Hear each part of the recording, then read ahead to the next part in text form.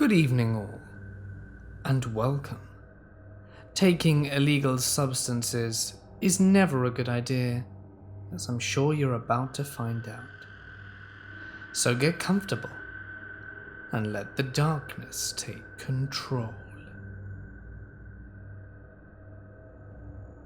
I worked at a local government agency for a long time. Each summer, we would get a crop of new interns. Most were fine, some caused issues, like when we caught two of them making out in the fire room. But overall, they were just normal kids from high school or college trying to get some work experience. In 2016, my department received an intern later than usual, right in the middle of summer. Warner was a bit older than the usual crowd, around my age, maybe late 20s. We initially hit it off pretty well, and although I found him sort of strange, I didn't mind since he was friendly and we had some common interests. He was the only person in my department who was even close to my age. The interns were all teenagers, and the regular staff averaged around 60, older than my mum. I was psyched to have a peer to chat to, so occasionally I would eat lunch with Warner or stop to talk at his cubicle.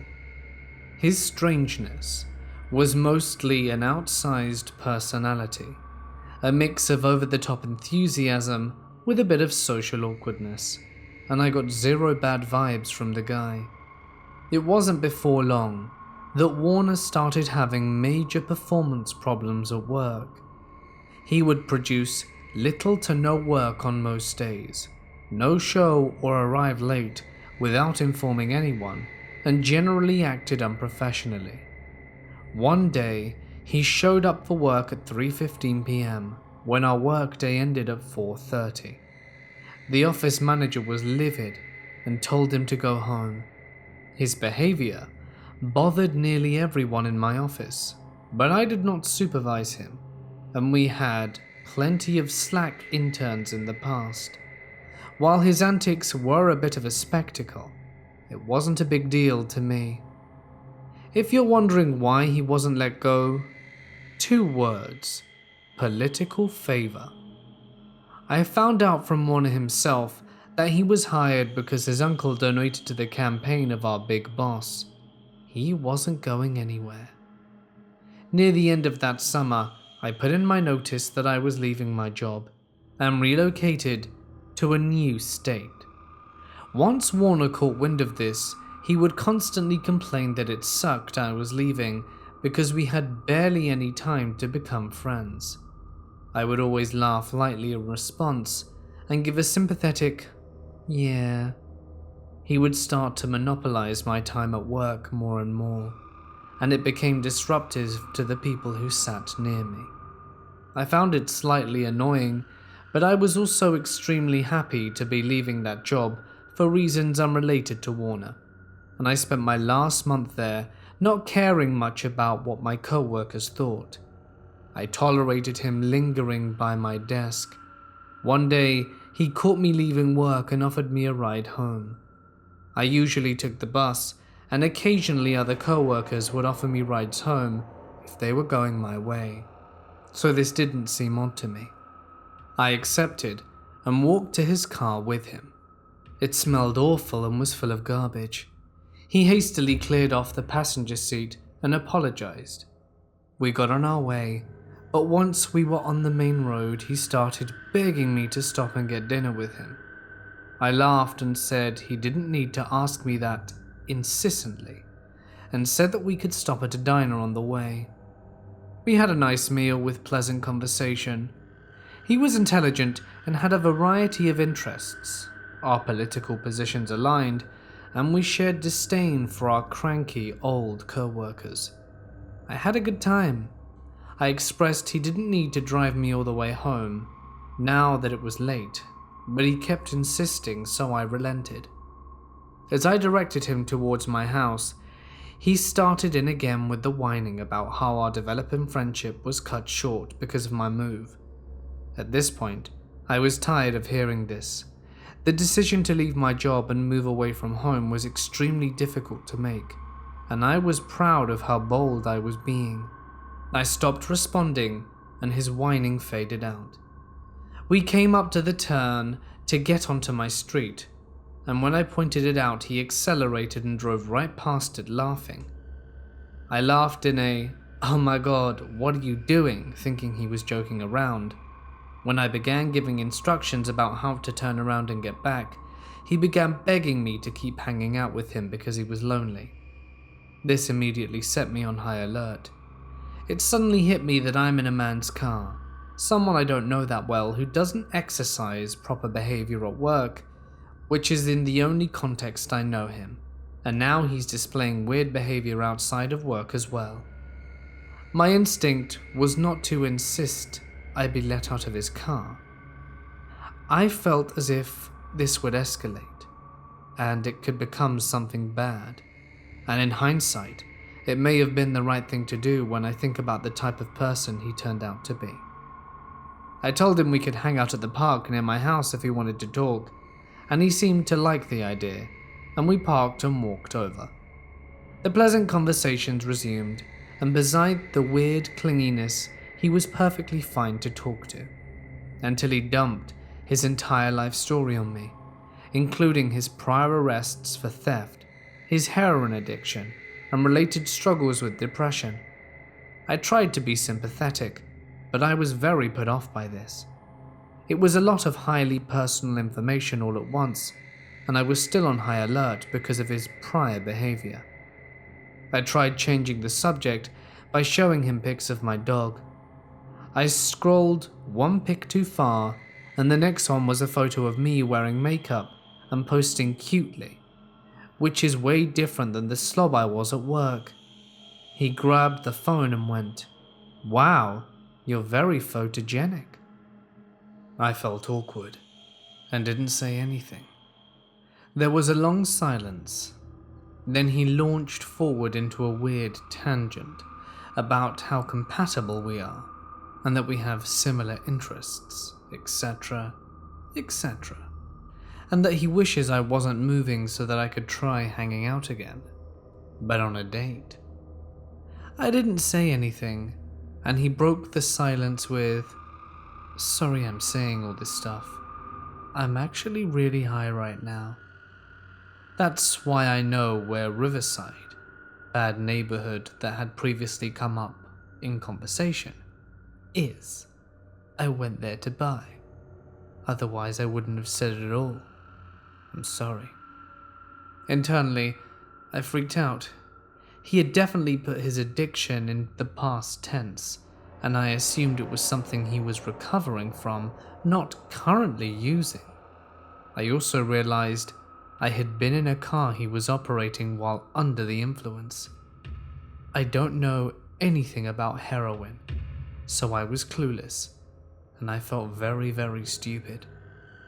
He immediately started whining and begging me not to judge or hate him, and kept saying over and over again how nice I am and how understanding I am, that I'm pretty and smart. All these weird compliments interspersed with talking down about himself. I don't know what to do, so I smiled reassuringly and told him not to worry, but that I was tired and wanted to go home. That's when he began crying. He had this weird, wheezy sob with no tears. I sat there silently while he did this, trying to come up with some sort of graceful escape plan. My patience was wearing thin, and my anxiety was through the roof. It's a weird feeling to be annoyed and panicky at the same time. I stood up and apologized, said the park was close to my house so that I'd walk, and began to leave, when I remembered I'd left my things in his car. Trying a new approach, I casually mentioned that I forgot my stuff in his car, and joked that if he wanted my dirty lunch containers, he could keep them. He ceased his bizarre crying, stood up, ran over to his car to unlock it, and I grabbed my stuff out of his back seat. His demeanor changed drastically, as he calmly apologized for making things weird, and asked if he could drop me off at home so that I didn't have to walk alone at night. I said yes, but made him drop me off a block over my little side street so that he wouldn't know which house was mine. I could end it there, but what bothered me the most about this guy happened after this encounter. A week or two after that weird evening, the end of August by this point, I had my last day on the job and moved 1,000 miles across the country. Warner would sometimes text me long ramblings, detailing his feelings about himself and about our missed opportunity. I didn't respond to these messages. Now that I wasn't near him, I didn't feel the need to placate. The texts stopped after a few weeks, and I forgot about him. Fast forward to February, and I get a text from a former coworker. Her message said, "Sorry you had to hear about it this way," and her next message was a link to a local news article titled, "Man Dies from Wounds in Riverside Stabbing Wednesday." Because of the way she worded it, I thought Warner was the victim. But when I read the article, it included his mugshot and the charges. He was the attacker. He murdered someone. I felt so shocked and disgusted. I couldn't believe I knew someone who killed another human. Later on, I called an old work friend for some details. Apparently, shortly after I left the job, he was fired for trashing the men's bathroom. Just threw around anything he could lift and poured all the soap out and smeared it all over the place. He then lost his apartment. Presumably, some of the articles about the stabbing describe Warner as a homeless man. I have to assume that's how he ended up in the aforementioned Riverside. There are lots of homeless drug addicts who squat in abandoned houses. I wondered if the man he stabbed had refused to give him something that he wanted, and that's how he reacted to a hard no. I don't think I made all the wisest decisions during my interactions with Warner, but I'm glad I was able to avoid setting him off, since he was clearly not stable. Hands down, the worst intern I've ever encountered. In early 2017, I had just moved to a large city in the southwest US that enjoys a fair amount of violent and property crime. I'm a skinny white male in my mid to late 20s, not exactly a hardened warrior, but I was just trying my best to adjust to this harsh environment. My girlfriend at the time's parents had just bought a house in a quiet neighborhood for her and I to live in. Most of the houses in the area had bars on the windows and doors to prevent burglary. The previous owners had removed the bars from our house prior to selling it, probably because they thought the bars would lower the home's value due to a perception of danger. This meant we were the only houses in the neighborhood with exposed windows and doors. To add to that, the house was on a corner next to a road that led straight to a main road, so in the event of a burglary, the getaway would be rather simple.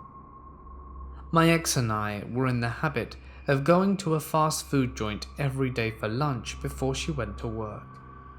We left the house one day and got in the car on our way to get lunch, and I happened to glance over and notice a man standing on the corner across the street.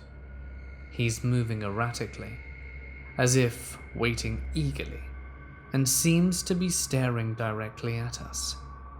He's Hispanic, mid-20s probably, with a fresh fade haircut, long shorts, and a shirt that's way oversized.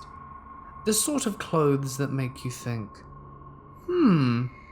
maybe this guy is accustomed to doing crimes, I say to my ex, let's not go anywhere. Let's go back in.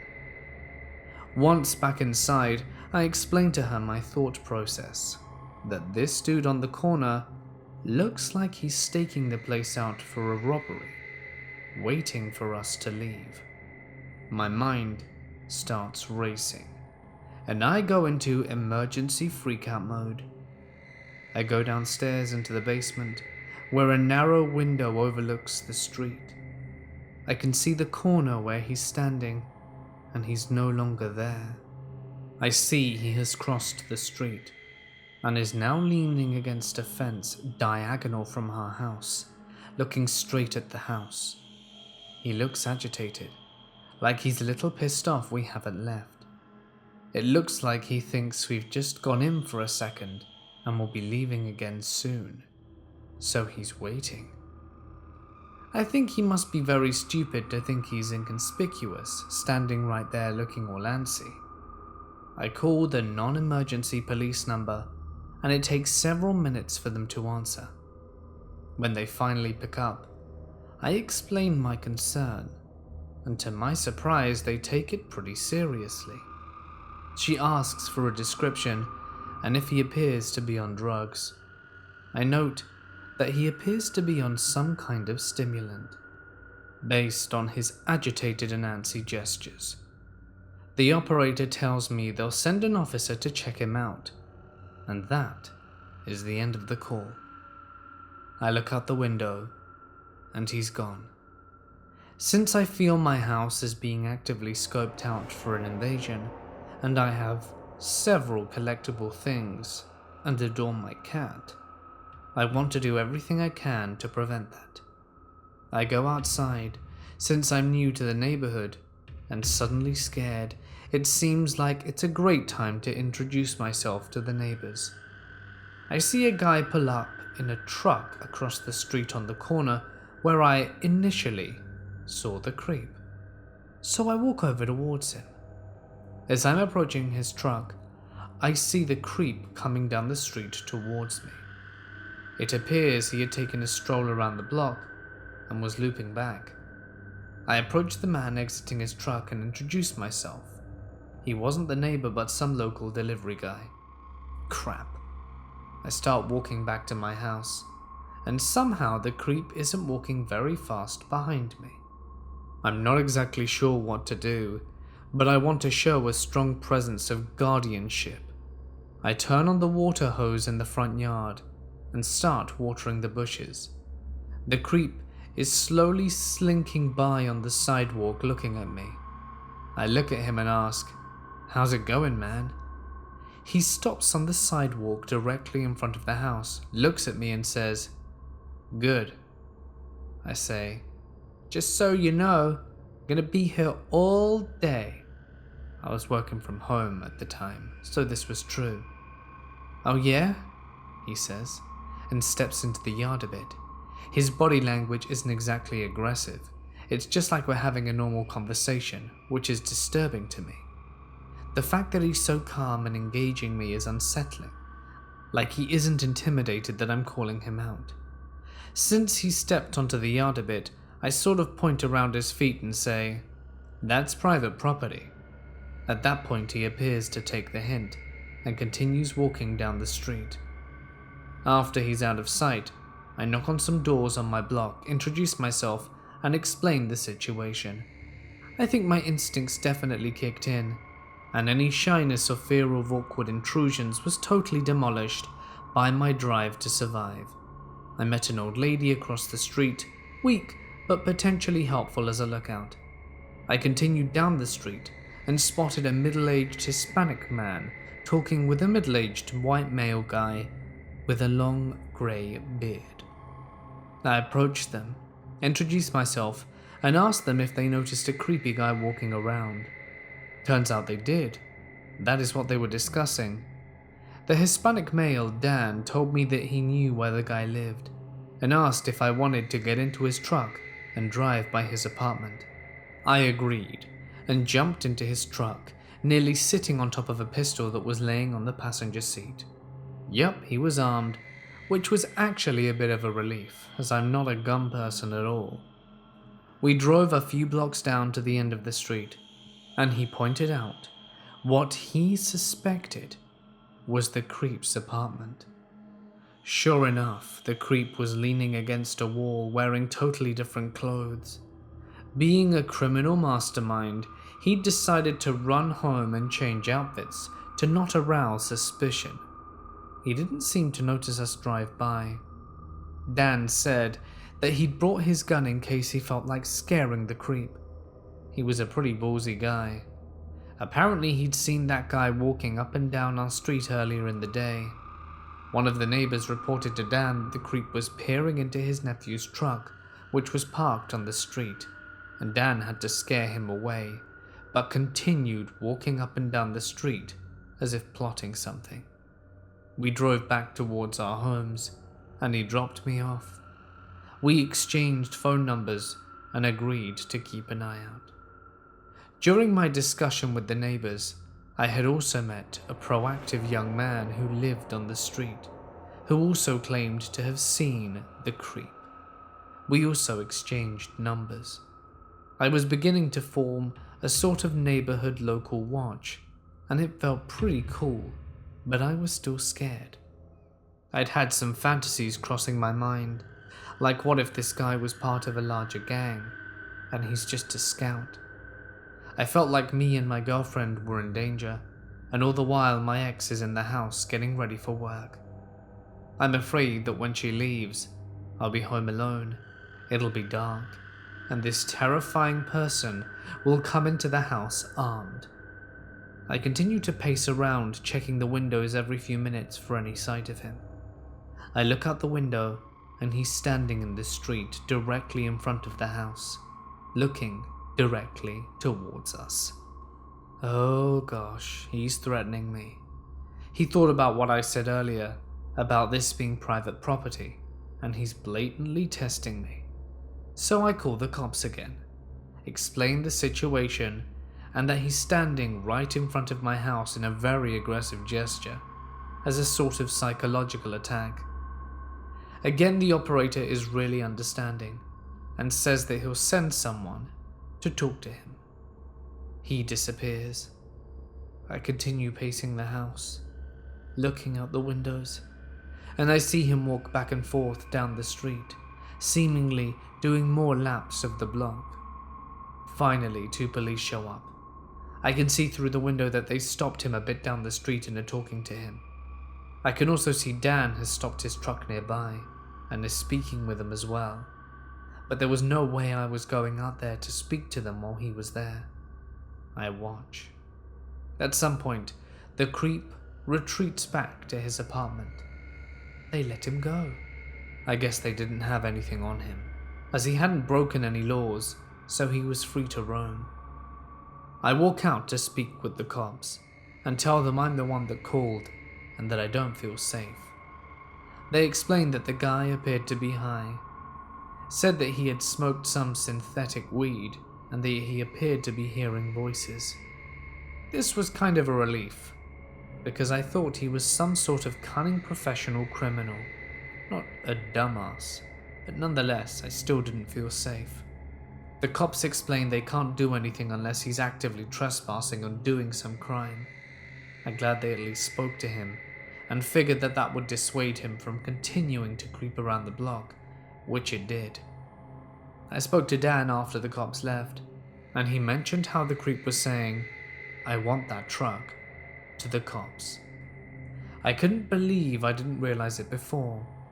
This whole time I thought he wanted something in my house, but he was really interested in Dan's nephew's red truck parked on the street, which was standing in front of my house.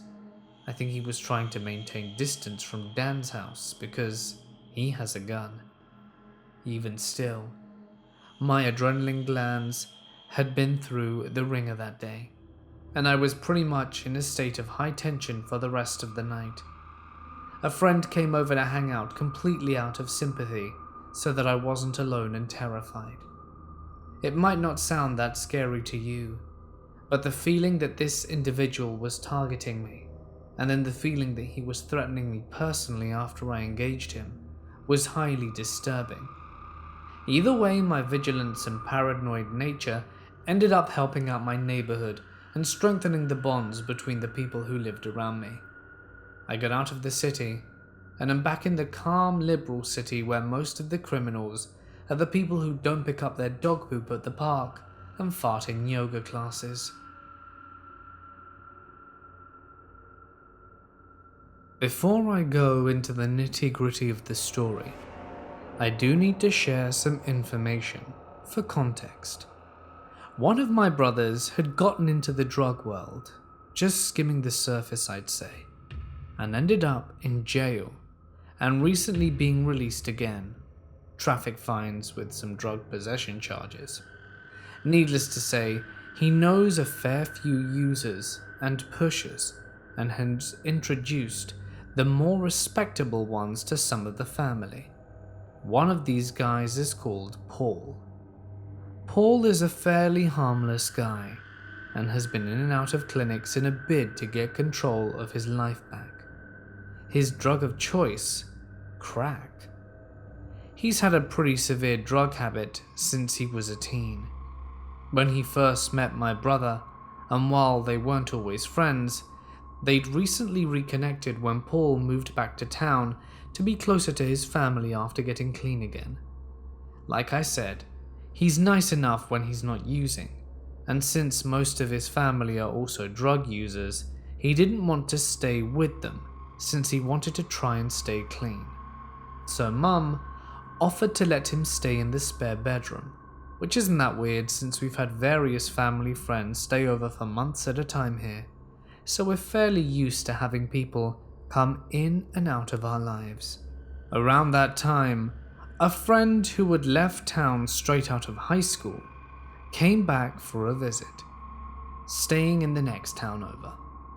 She decided to hold a get-together for a bunch of us, since this was one of those you're gonna be trapped here for life rural areas, so a fair amount of people from school were still here. When we were younger, there was a big rivalry between 3 of the bigger towns in the area, and most of the partygoers were coming from my town. It's changed a lot, but back then there were a lot of fights and tension between the youngs and teens of the town. Of course, I needed a lift out of the town in question because the car was being used, so Paul offered to give one, since he was a friend and was heading out that way anyway. I got the lift, everything worked out well, and the party went off without a hitch, ending at about 1 AM, and as we're adults now, no partying all night. We had a few people who didn't want to leave, but eventually we got to lock up and crash for the night, and all seemed well at about 4 AM. I am a light sleeper, but even if I hadn't been, the banging on the front door probably would have awoken me anyway. My friend rushed out of her room and went to open the door, thinking it might be one of the partygoers returning for something, but I stopped her, and we instead turned on the porch light and peeked through the lounge window to see what was going on. The lounge room juts forward just a bit from the door and has windows facing in towards it, so we could see the area fairly well, especially with the lights on. There was a guy and 2 girls frantically banging on the door. The guy had long, messy hair and really baggy clothes. The 2 girls looked like they were more dressed up to party. One of them in a miniskirt and bra, she seemed to have lost her shirt somewhere, and the other in a short black dress and really tall heels. Neither of us recognized them, though we had a few people come to the party who were friends of friends. The weird thing, and this was the reason it was most suspicious, was that there were no other sounds, as in they weren't calling for us to open the door, or help, or anything, just pounding on the door over and over. That seemed really strange to me, since you'd expect that if they were party guests, they'd be calling out to us by name, or at least trying to explain through the door. I kinda poked my friend into getting the phone and making a call to the cops about 5 minutes later, and then a car's headlights shone on them, as I was keeping a watch through the window, They hadn't even noticed me yet. They were just banging. As a vehicle pulled into the driveway, out of the driver's side came Paul. He ducked back and pulled something out, which was a crowbar, then started screaming at them to get the hell out of there or he'd beat them.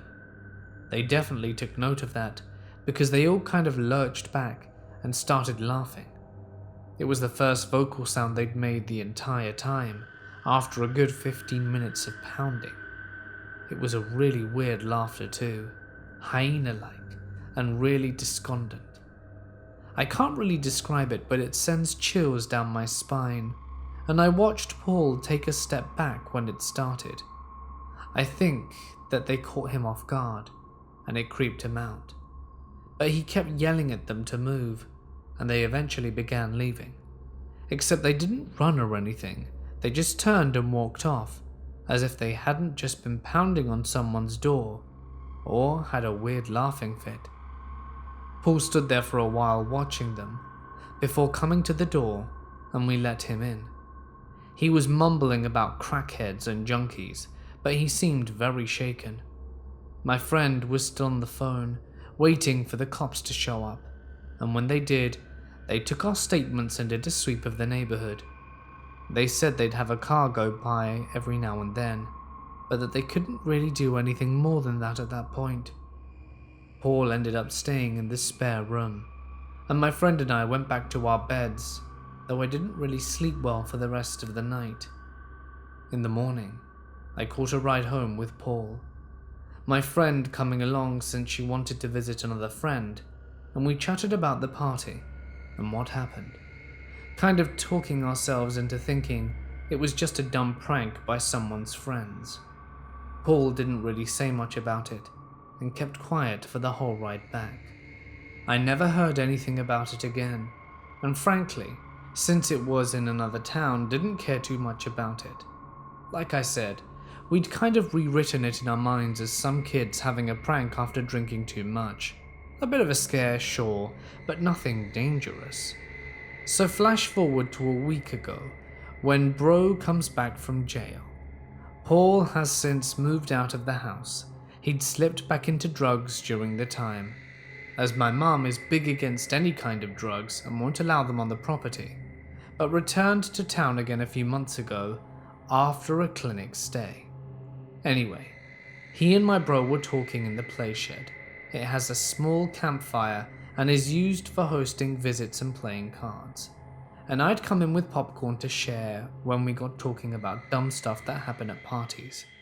I was telling my brother about the fight we had with the hyena people, and laughing about them when Paul told me that we were very lucky that night for several reasons.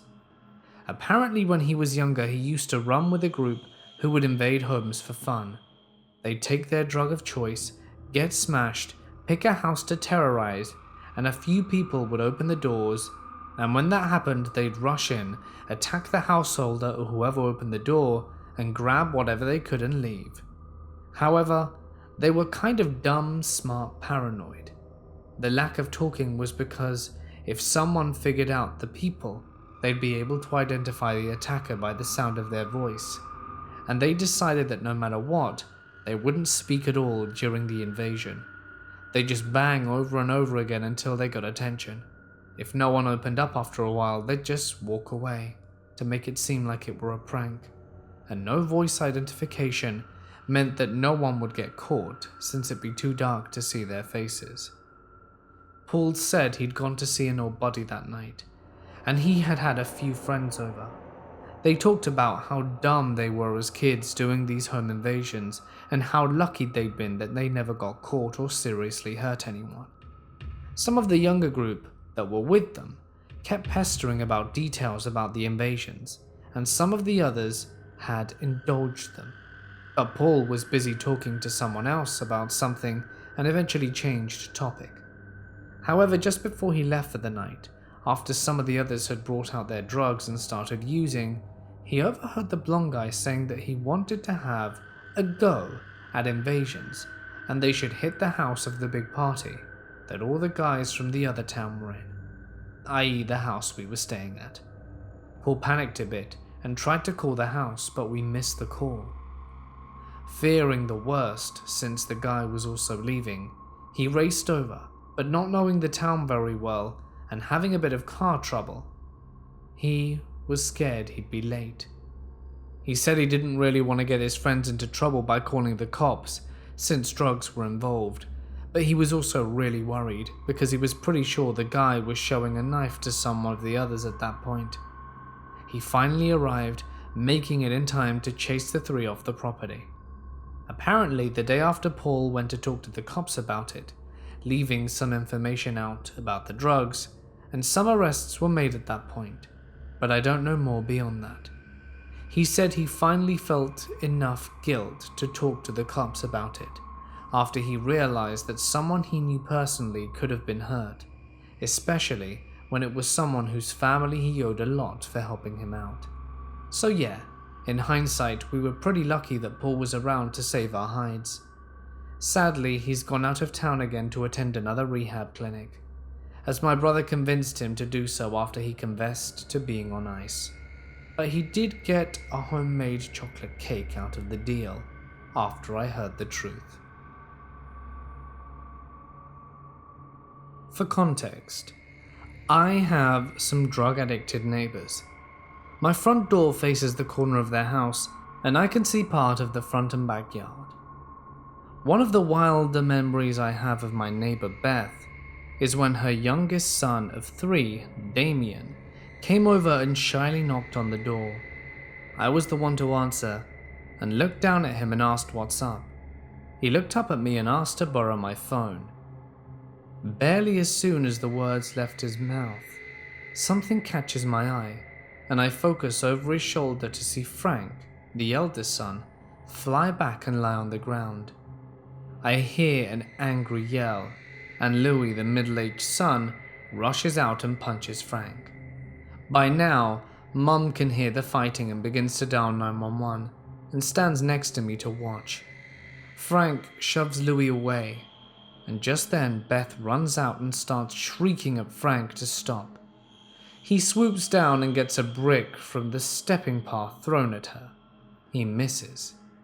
Beth stopped screaming, and Louis tries to punch Frank again, and then Frank grabs Damien's skateboards and flings it at him. He misses, and the skateboard went through the front window, breaking it. There's more screaming, but then Frank runs back towards the house, snatches Damien's baseball bat, jumps through the broken window and disappears into the house. Both Beth and Louis come over, and we waited for the cops and started hearing repeated shattering noises as things get broken. The police come, and he splits once more, where he hopped the brick wall into my yard and then to the people behind. They eventually caught him on the next block. Once the police confirmed that he was arrested, Damien, Louis, and Beth head back inside. Not too long after, Damien comes back over while Louis and Beth were giving their statement. He looks crushed, and what he told me broke my heart. My computer tower, my monitor, my TV, and the Xbox 360 that I had given him for Christmas once I got a PS4 were broken. I couldn't believe it. What a scumbag. Beth told me later that Frank said he did it because Damien had asked us to call the cops. He was also coming down from a bender on cocaine, which explains, well, everything. Hey guys, it's Mort here, and thank you so much for listening. I do hope that you enjoyed tonight's stories. If you did, you know what to do down below. If you would like your name featured on screen, feel free to check out my Patreon. You can find the link in the description, and you get a whole load of awesome rewards for doing so. So, check it out if you fancy. I can't believe, again, how quick the year's going. It's already the 8th of December. 2020 is basically upon us. I feel like I'm getting so old. Anyway, if there are any Christmas or New Year's stories that you guys have in particular, I would really appreciate those right now, as I'm looking to make those videos fairly soon, and I am going to need them. So if any of you do have that, please email me. I'm really hoping that a few of you lovely subscribers would like to feature. In any case, do let me know, and I hope to have your stories soon. But anyway, for now guys, I'm going to sign off. Stay awesome, and I'll see you in the next one.